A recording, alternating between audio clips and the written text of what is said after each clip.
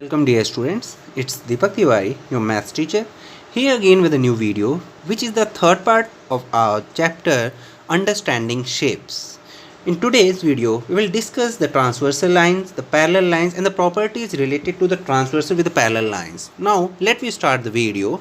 Now, the transversal line, a straight line that intersects two or more straight lines in a plane at different points is called a transversal. It means a straight line, okay, एक straight line जो कि intersect कर रही है दो और straight lines को किसी भी प्लेन पे. Suppose these are the two lines and a line and one straight line intersect these two straight lines in two different points is called a transversal. Here it is, let L and M are the two straight lines and the third line, that is Q, intersect these two straight lines at point O and at point P. Okay, then this is the transversal lines. Okay, now the different angles were formed by these three lines. We will discuss it in later ones. Now the parallel lines, two straight lines are said to be parallel. Two straight lines are said to be parallel if they do not meet each other at any point. दो straight line वो parallel कही जाएंगी अगर वो किसी भी point पर एक दूसरे से मीट नहीं करती हैं, मिलती नहीं हैं, इंटरसेक्ट नहीं करती हैं. That is they run in the same direction, keeping the same distance between them. At every point from these lines they will maintain the same distance in the different positions. Okay, then these lines L and M, L is parallel to M. These are the two parallel lines. Okay, now let me talk about the property, the different angles formed by the transversal and the parallel lines. Some angles are the interior angles, the exterior angles, corresponding angles, alternate angles and co-interior angles. Let me naming these angles. Suppose these two lines AB and CD are the two straight lines and the third straight line, which is P, intersect these two lines in two different points. Here it is, the two different points, and angle 1, angle 2, angle 3, angle 4, angle 5, angle 6, angle 7 and angle 8. These are the angles formed by joining these three straight lines. Let me talk about the first one, the interior angles. Interiors means अंदर बनने वाले angles. Okay, ये transversal हो गई, ठीक है. And इस transversal के दो अलग अलग साइड्स हैं, दो अलग अलग तरफ से. तो इंटीरियर एंगल्स की बात करें तो कौन कौन से इंटीरियर एंगल्स जो अंदर बन रहे हैं तीनों लाइंस के. एक ये अंदर बन रहा है, देखिए एक ये लाइन जा रही है, ये लाइन जा रही है, उसके अंदर ये एंगल, एक ये भी है, angle 5 and angle 6 as well. Then the interior angles are angle 3, angle 4, angle 5 and angle 6. These are the interior angles. तो अंदर बनने वाले angles interior angles from the both the sides of the transversal line. देखिए दोनों तरफ, ये ट्रांसवर्सल है, उसके लेफ्ट हैंड साइड और राइट हैंड साइड दोनों ही तरफ बनने वाले अंदर जो एंगल्स हैं वो इंटीरियर एंगल्स होंगे. देन द एक्सटीरियर एंगल्स, अब बाहर वाले एंगल्स कौन होंगे, इन दोनों लाइन्स. ओके, ट्रांसवर्सल के दोनों तरफ बनने वाले और बाहर बनने वाले एंगल. तो एंगल 1 एक बाहर बन रहा है, एंगल 2, एंगल 7 एंड एंगल 8.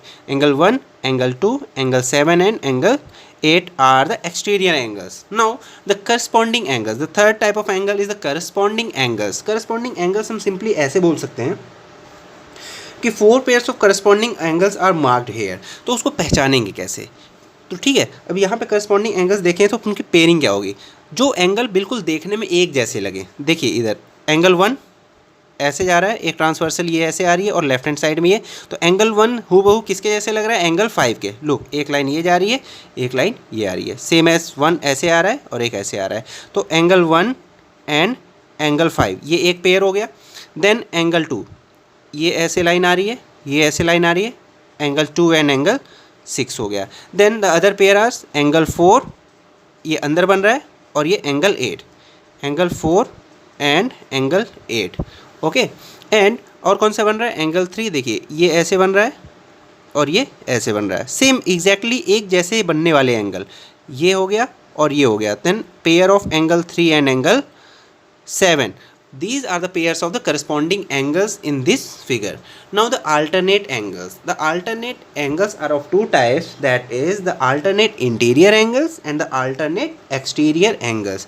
तो alternate हो और interior हो, अंदर बनने वाले हो तो वो alternate interior angle होंगे, और alternate हो और exterior बनने वाले होंगे वो alternate exterior angle होंगे. चलिए alternate angles की बात करें तो alternate interior angle, suppose it is a transversal है.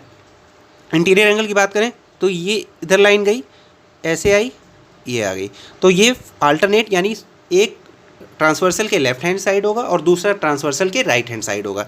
तो ये 4 लेफ्ट हैंड साइड है और ये 6 राइट हैंड साइड है, अल्टरनेट है.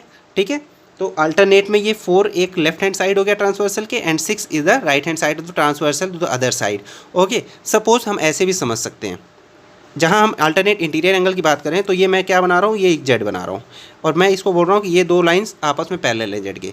तो एक ये जेड का ये जेड है, जेड का ये एंगल और ये एंगल, ये अल्टरनेट इंटीरियर एंगल होगा. तो यहाँ पर देखेंगे 4 और एंगल 6, लुक 4 और एंगल 6 एग्जैक्टली जेड जैसा बन रहा है, तो इसलिए 4 एंड एंगल 6, ये मैं इंटीरियर एंगल बता रहा हूँ पहले आपको.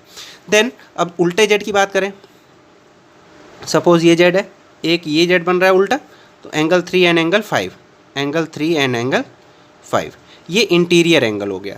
अब एक्सटीरियर एंगल की बात करते हैं, तो एक्सटीरियर एंगल में जो बनेगा वो आपका कैसे बनेगा. लुक, जेड की अगर बात कर रहे हैं हम लोग, तो एक ये एंगल एक्सटीरियर, पहले बाहर का देख लीजिए, एंगल 1 और angle 7, angle 1 and angle 7 exterior angle की बात है. Angle 2 and angle 8, angle 2 and angle 8. Okay, angle 2 and angle 8, look angle 2 बाहर है और एंगल 8 भी बाहर है, और एक लेफ्ट हैंड साइड में है ट्रांसवर्सल के और एक राइट हैंड साइड है ट्रांसवर्सल के. Then these are the alternate exterior angles. Now if we talk about the property of the co-interior angles, तो इंटीरियर हो और को यानी सेम साइड ऑफ ट्रांसवर्सल हो, एंगल्स क्या हो, इंटीरियर भी हो, इंटीरियर और सेम साइड ऑफ ट्रांसवर्सल भी हो. इट मीन्स कि देखिए एंगल 4 और एंगल 5 के देखें तो इंटीरियर भी है और सेम साइड ऑफ ट्रांसवर्सल भी है. Then angle 4 and angle 5. दूसरा angle 3 and angle 6, angle 3 and angle 6. Okay, these are the co-interior angles. तो same side of transversals and interiors are the co-interior angles.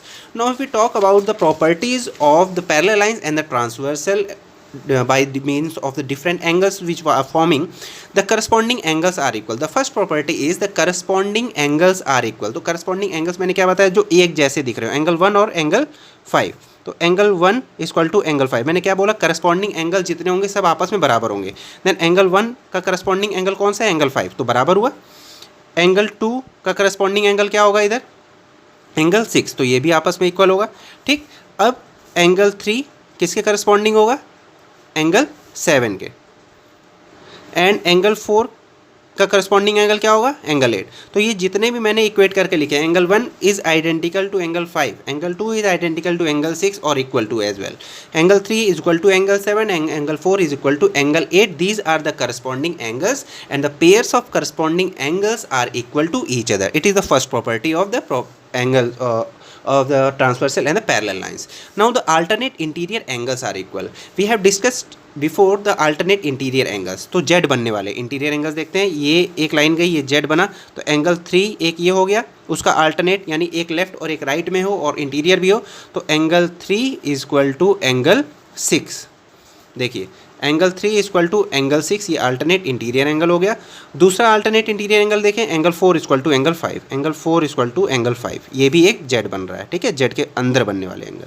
Now the alternate exterior angle, यानी एक left hand side हो एक right hand side हो और मतलब exterior भी होना चाहिए and left and right hand side of the transversal. Then angle 1 exterior भी है, लेफ्ट में है, एंगल 8 एक्सटीरियर है, राइट में है. Then angle 1 is equal to angle 8. Okay, angle 1 is equal to angle 8 हो गया. Then the other is angle 2 will be equal to angle 7, angle 2 is equal to angle 7. These are the alternate interior angles and the pairs of alternate interior angles are equal to each other. Now the vertically opposite angle. Vertically opposite angle इसके मैंने पहले आपको बता चुका था इसके previous video में कि angle 1 is equal to angle 4, angle 1 is equal to angle 4, angle 2 is equal to angle 3. Now move to that point here, angle 5 is equal to angle 8 and angle 6 is equal to angle 6 is equal to angle 7. Okay, these are the vertically opposite angle. Now the co-interior angles are supplementary. अब यहाँ पर co-interior angles कौन कौन से हैं? Pairs of angle 3 और angle 5.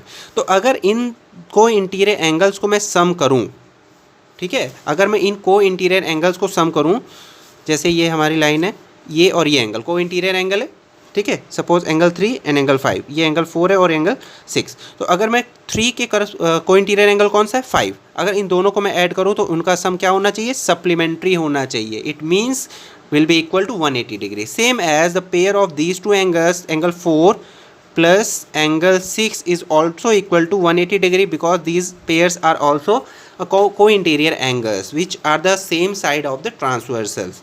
Now these are the properties of the parallel lines, including the transversal, the conditions for parallelism, and they are all form the conditions for parallelism. That is the properties. The first one is a pair of alternate angles are equal, the pair of corresponding angles are equal, and the sum of the co-interior angles are supplementary, that is 180 degree to each other. Now I'll be giving some questions, and with the explanations after that you will be able to understand and will be able to solve the properties or the questions related to that one. That's all for this session. Hope you all understood the basics related to the understanding shapes and the parallel lines. I'll be coming back with a new part of the video. Till then, take care and bye bye.